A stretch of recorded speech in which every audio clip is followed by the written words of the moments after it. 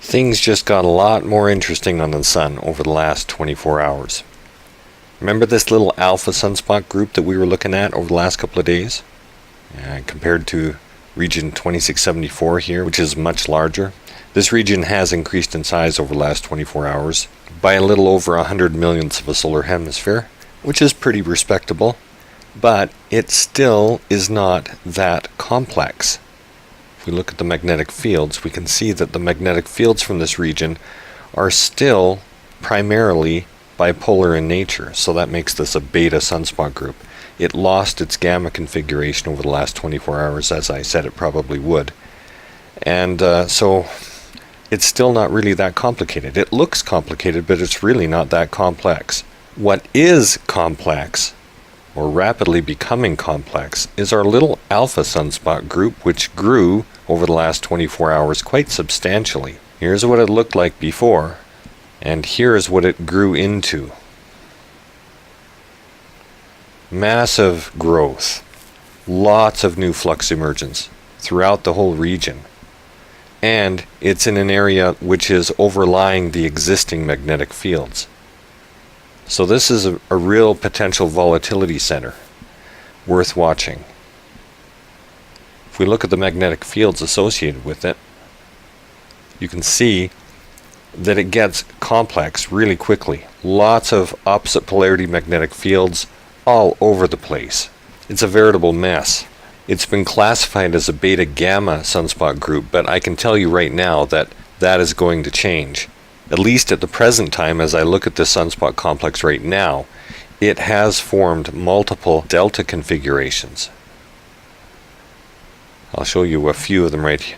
So in this area here, you can see the neutral line between the positive in white and negative in black polarities of the magnetic fields. That neutral line that separates those two separates areas of positive and negative polarity umbrae, sunspot umbrae. So this black spot here is positive in polarity, and this black spot here is negative in polarity, and they're coupled by a penumbra. This is technically a small delta region, a small magnetic delta region. Other areas are in here, this area right in here. There's a penumbra connecting these spots to these spots. At least one of these spots appears to be positive in polarity, and most of these, the rest of the spots here, are negative in polarity. If we look at the magnetogram and flash it back and forth, you can see that. And they're bridged by one single penumbra. So there is very likely a small delta configuration in this spot here, and there is a very possible developing delta here, a larger delta configuration here between these spots here and this spot here. Cycle back and forth, you can see these are positive in polarity, these spots here, and this is negative in polarity.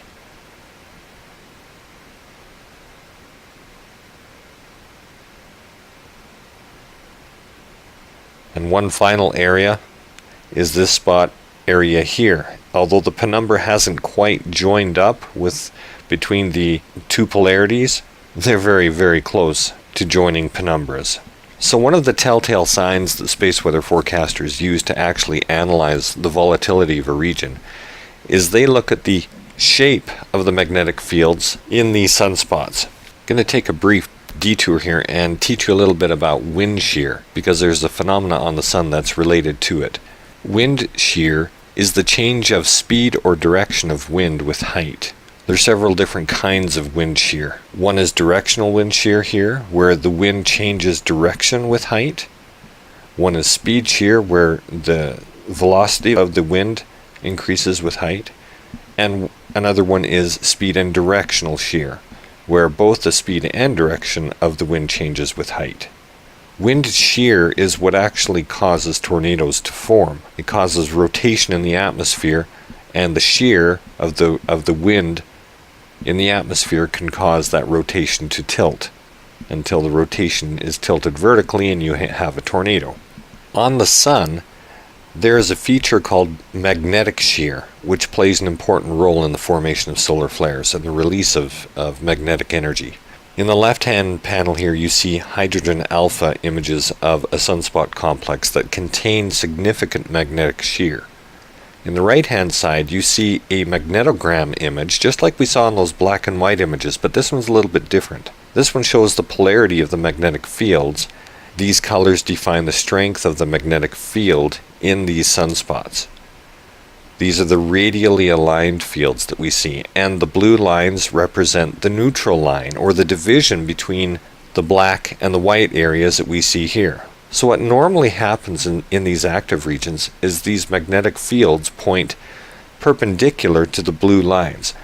So magnetic fields are moving from one area of polarity to another area of polarity, but they're following perpendicular lines at like 90-degree angles across these blue lines. And for much of this region, you can see that the lines are actually directed that way. You can see by the direction of the little black tick marks. They're going at near right angles to the direction of the blue line. Except in this area over here, they're traveling parallel to the neutral line. You see that?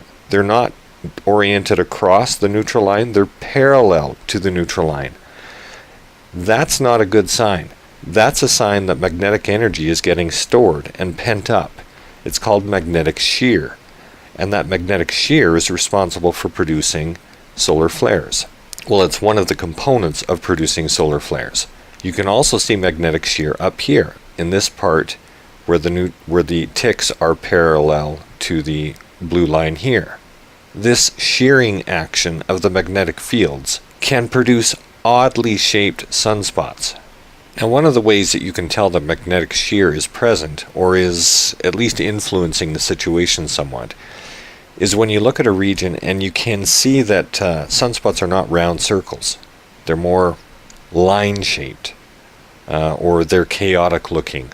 They're shaped more or less this way because the magnetic fields are contorted. They're not in a stable shape. The flux that has emerged in this region over the last 24 hours has been so rapid that the magnetic fields overlying the region have not been able to respond rapidly enough, and we therefore end up with these more complex shapes of sunspots. Over time, things will sort themselves out, but probably not before solar flares occur. Solar flares occur when magnetic fields reconnect with each other, and oftentimes that reconnection stabilizes the area that produced the flare by simplifying the magnetic energy in that area. But sometimes the reconnections can actually create a more complex situation, which can further promote additional solar flares. Now, this active region over the last 24 hours was responsible for producing an M-class flare. It was a small class M1.2 solar flare, but an M-class flare is 10 times stronger than a C-class flare. So this was a notable flare. It would have actually produced a small amount of ionization in the Earth's ionosphere that would have inhibited the propagation of lower frequency radio waves, such as those used by ham radio operators, on the daylight side of the Earth only. On the night side of the Earth's ionosphere, the sun doesn't touch the ionosphere, so these effects can't be observed unless it's on the day side of the ionosphere. This region is worth watching now because it is becoming quite complex, and it is beginning to show possible delta configurations in multiple areas of the sunspot complex. It would not surprise me in the least if this region produced a major flare in the next 24 to 72 hours. It will all depend on whether or not this flux emergence continues, and if it does, how the region copes with that. At the present time, it looks like it's becoming complex quickly. I expect the magnetic classification of this region over the next 12 hours, the next time they actually analyze this region, will probably be a beta gamma delta, which is the most complex form of sunspot complex that you can have.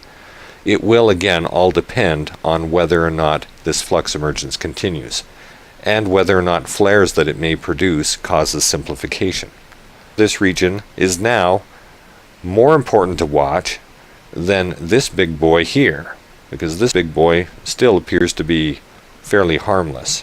And it's more important than these sunspots over here, which are growing, but they appear to be fairly stable. If we look at the magnetic fields of these, you can see that they're still primarily in a north-south oriented direction, the neutral lines.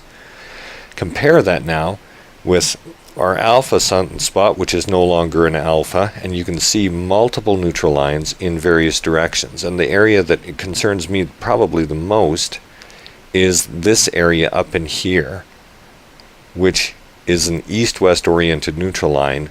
East-west oriented neutral lines, again, do not like to exist. The fact that we have fairly strong negative polarity magnetic flux up here, and it's going to try to coexist with a positive polarity flux directly south of it, is probably going to result in some fairly strong magnetic shear along this region here over time. Depends how long this flux exists for and whether or not it simplifies. Again, it's impossible to predict how this is going to pan out, but this region, out of all of the regions presently visible on the solar disk, is probably the most dangerous. So now we're going to look at the synoptic map that the space weather forecasters at the Space Weather Prediction Center have issued on the 3rd of September, which is the latest release that they've done. They've analyzed this region and have shown that the neutral line, this is the neutral line, this dotted line, for region 2673, which was the complex one we were just looking at, does appear to go east-west through that area that I mentioned just before, and then it turns south. So that's the area to watch most likely. Now, one of the things that concerns me as far as earthward directed effects go is that there is a coronal hole that is not very far away from it. Now, why is that significant? It's significant because the magnetic fields that emanate from this coronal hole go straight out into space. They do not loop back towards the sun anywhere.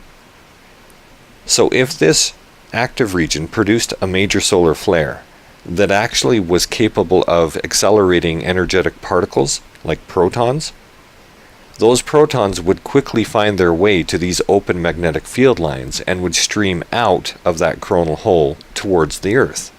This is an easy avenue for high energy protons to escape from. Now, I'm teaching this to you, and I'm sure there's a lot of goofs out there who are going to misuse this information and try and elevate it into this alarming scenario. This is actually a fairly common situation, but it's something that space weather forecasters look for because this coronal hole could affect the acceleration of protons from this active region if it produced a major flare. So compare the orientation of the neutral line going through this active region with the other active regions, and you'll see what I mean by how unusual it is to have an east-west directed neutral line. This active region, as large as it is, does not have an eastward directed neutral line.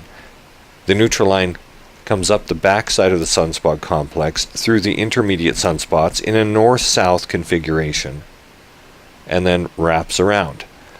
This sunspot complex also appears to have a north-south directed neutral line. This sunspot complex, the line comes down here around the backside of it and then up north-south oriented through it. And then it wraps around to the next active region and again comes up in a north-south oriented direction. And these are more stable orientations. This is not. This is east-west directed, and it is not. Sunspots do not like this configuration, and they usually don't last that long. And the longer they last, usually the more prolific they are in producing solar flares. Usually, but not always. So going back to our magnetogram here, this is the area to watch. North of that primary sunspot, that's the area to really watch close, because of that east-west directed neutral line and the rapid development of flux, magnetic flux in that area. Will it produce a major solar flare in the next few days? It's really anyone's guess, but I'd say the odds are just about even now that we could see a major flare in 3 days from this region if magnetic flux continues to emerge.